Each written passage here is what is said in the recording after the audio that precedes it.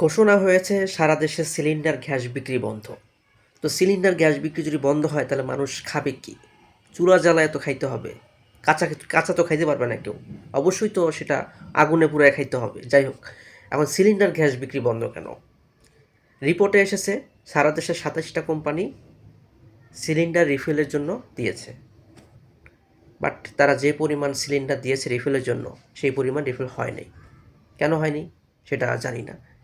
এখন জরিমানা করতেছে কাদেরকে? ডিলারদেরকে, খুচরা ব্যবসায়ীদেরকে জরিমানা করতেছে ভোক্তা অধিকার থেকে। তো খুচরা ব্যবসায়ীরা কি বলতেছে? আরে ভাই, আমি ডিলার থেকে আনি বেশি দামে, আমি কাস্টমারকে কেন কম দামে দিব? ডিলার কি বলতেছে? আরে ভাই, আমি বেশি দামে কিনি কোম্পানি থেকে, তো খুচরা ব্যবসায়ীকে আমি কেন কম দামে দিব? তো এখানে মেন গোড়াটা হচ্ছে কোম্পানি।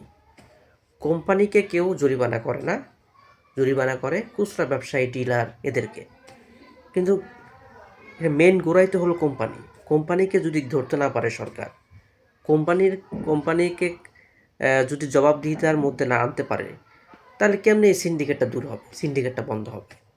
মানে বাংলাদেশের সিন্ডিকেট থাকবেই। মানে এই সিন্ডিকেট দূর করার জন্য একটা সিঙ্গাপুর বানানোর জন্য, বাংলাদেশকে একটা সুন্দর রাষ্ট্র বানানোর জন্য এত এত ছেলে মেয়ে মাটির নিচে চলে গেল, শাহাদাত বরণ করলো। বাট সেই সিন্ডিকেট তো যে গেলই না, আরও বাড়তেছে দিন দিন। মানে এই সরকারের আমলে এত সিন্ডিকেট, তো যখন নির্বাচিত সরকার আসবে তখন কি হবে চিন্তা করেন একবার।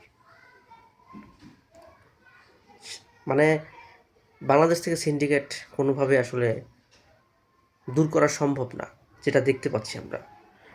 যে সিন্ডিকেট দূর করার জন্য এত এত মানুষ মৃত্যুবরণ করছে, এত এত মানুষ রাস্তায় এত প্রাণ ছড়ে গেল, সেই সিন্ডিকেট কখনো আর বন্ধ হলো না।